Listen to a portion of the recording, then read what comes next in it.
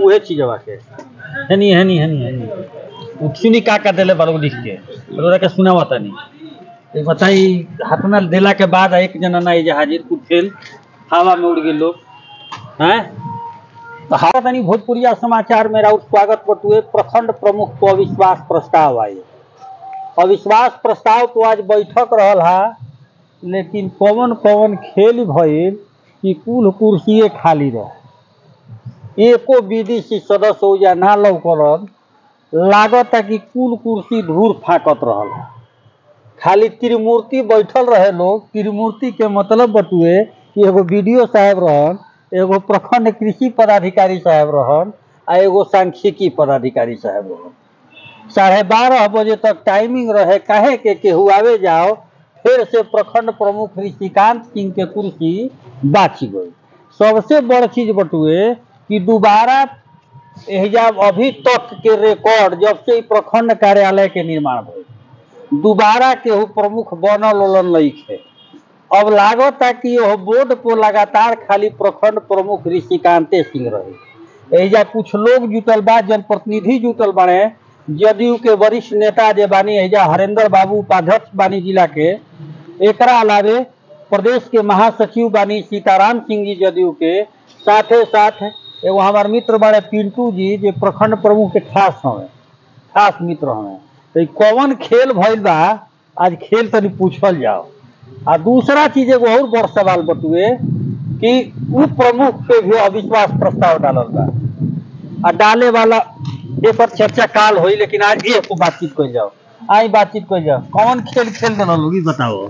सबसे पहले तो भोजपुरिया समाचार के बहुत बहुत धन्यवाद बा, ताकि आप हर एक न्यूज के बहुत बखूबी से निभाइला। और जन भाषा लागेला बहुत बेहतरीन अच्छा लागेला। कौन खेल होई और खेल तो राजनीति में कुल मेल रही तो खेल होबे न करी। मेले से खेल बिना मेल के खेल हो सकता रोक जाता। कोनो खेल खेले के बड़ा मेल रही तबे जाके खेल होई। तो मेल हो गई, बिना मेल के कैसे होई? तबे खेल हो गई। खेल हो गई। और क्या कहे के बा? ऊपर वीडियो साहब बस रजिस्टर ताकत रहे, खाली कुर्सी ताकत रहे। तो शुरू से सब बा ना। देखिए राजनीति जे करेला वो राजनीति के कौ खेमा होला, क तरह के उठा पटक होला, क तरह के ओकरा में राजनीति साधल जाला। तो अपन अपन हर एक व्यक्ति जे जौन अपन दाव रहेला तौन मारेला पटकोरिया दाव हई दाव हौ दाव कुल बानो अपन जेकर जौने लागल तौने दाव अपन मारेला उहे लगावेला। वही से अपन चुनाव में राजनीति में होला। किला हिले वाला नहीं है अभी तो। देखिए सबसे बड़ा बात बा कि यहाँ हर एक जनता की देखत या कि हमारा काम के करेला के बा। एजा तो बीडीसी के देखे के बा, बीडीसी तो वीडियो के तो देखे के बा कि आने हमरा का करे के बा, आने हमर कामवा कैसे होई। काहे नहीं खेलोगे कैसे लोग? वो तो शुरू से लोग न पता बना लोग काहे खातिर डाल लावल कि 2.5 साल के बाद 2 साल के बाद जब होला ना 2 साल के बाद कबो अविश्वास प्रस्ताव लगावल जा सकता। तो ओकरा कम से कम बचा ले पहले, ओकरा बाद अब कबो निकल लग सकता। कुर्सी बरकरार आ जी होले टारवा पर लिखल बा कि प्रखंड प्रमुख रुचि नहीं लेते हैं आवास योजना में।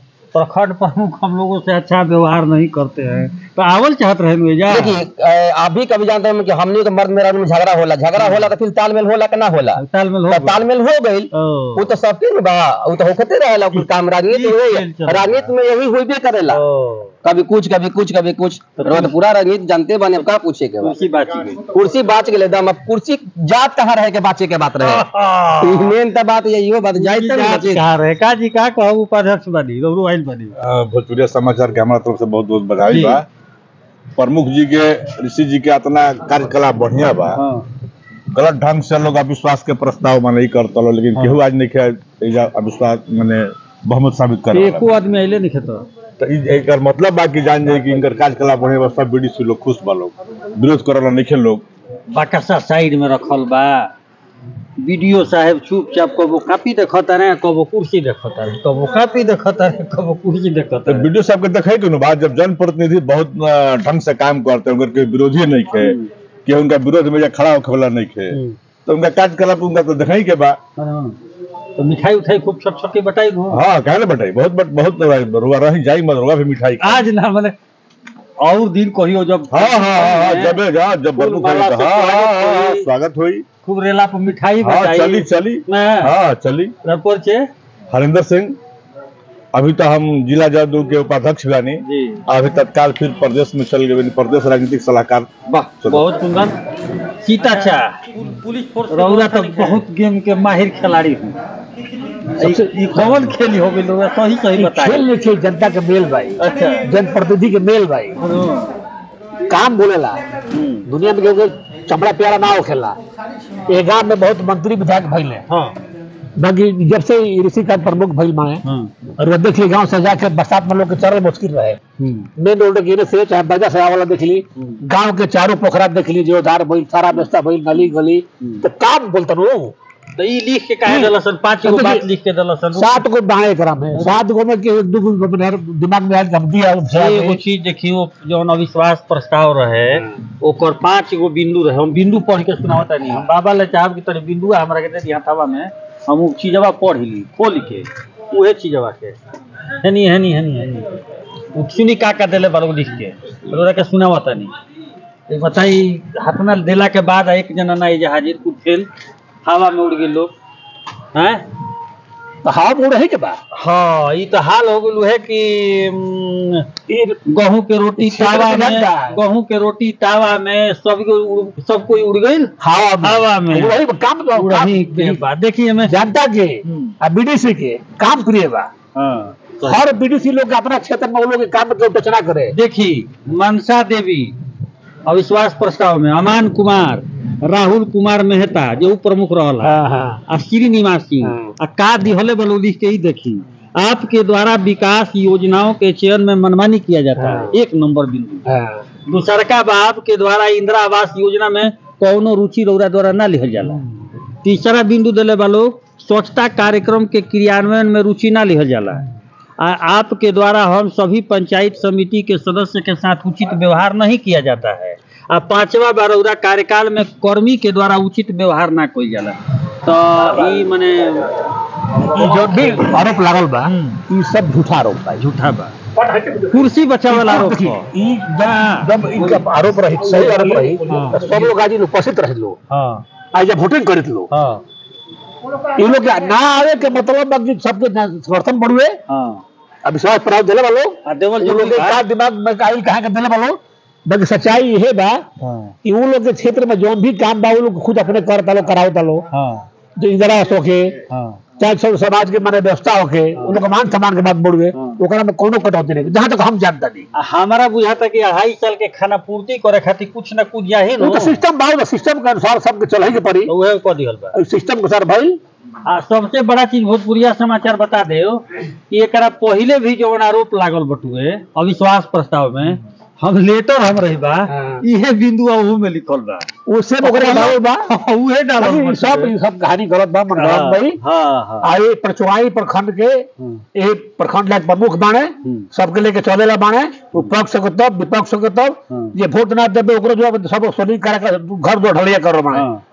चौगाई कम जाकर देख पता कर बरुआ ये वोट नहीं देले ओकर द्वार पहले ढलिया करल बा। कहां बाणे प्रमुख अब होइए घोतर अपन नया साल में अपना समझ करो तो लो ये जो तो समझ हो के भाई है तो एक दिन बाद है रोशन मिली है और सब लोग समान उचित समान मिली, हमनी के समान ना चाहिए, सबके मिली। आम जनता के साथ प्रेस मीडिया, इलेक्ट्रॉनिक मीडिया एक कार्यक्रम के ये समाज के आगे बढ़ाव में अहम भूमिका भतीजे हमारे भतीजे, खास भतीजा हमें तो रौदा देखो तनी प्रदेश पदाधिकारी अरे भतीजा देखो ये छोटे पर ब्लॉक देखा तू ब्लॉक चला जाती है पटना देखने परिचय बता दी। परिचय सीताराम सिंह, प्रदेश उपाध्यक्ष जदयू किसान सहकारिता प्रकोष्ठ, एगो राजद के भी नेता बनी। ठीक का बात काहे बोले के पड़ी बोली भाई काहे ऐसे ना बोली का आशीर्वाद का कहो फिर से हो महागठबंधन विकास कार्य कैले बने जौन चलते नतीजा बोले देखियो को विकास कार्य के नतीजा बा। चलिए बहुत बहुत धन्यवाद। मिल लेनी सब लोग से, प्लस में एगो मित्र पिंटू मास्टर रहन उनको से साफ साफ कहनाम बटुए कि जे काम करी वो दोबारा रही, जे काम ना करी वो घर के रास्ता देखी। भोजपुरिया समाचार से चंद्रशेखर सिंह की। आज चौगाई ब्लॉक में एक अविश्वास प्रस्ताव लाया गया था, क्या निर्णय निकला सर? आज दिनांक 10/1/24 को प्रखंड कार्यालय चौगाई के सभा कक्ष में आज एक माननीय प्रमुख के ऊपर अविश्वास प्रस्ताव के लिए विशेष बैठक बुलाई गई थी। सर किसने डाला था विश्वास प्रस्ताव का? मनसा देवी ने माननीय प्रमुख के ऊपर अविश्वास प्रस्ताव दिया गया था, जिसमें कि आज विशेष चर्चा बुलाई गई थी, लेकिन किसी भी पंचायत समिति सदस्य आज उपस्थित नहीं हुए। तो अगला तारीख भी दिया गया है इसके लिए? नहीं, इसके लिए फिर अगला तारीख नहीं दिया जाता है। सर आपका परिचय? तेज बहादुर सुमन, कार्यपालक पदाधिकारी प्रखंड चौगाई।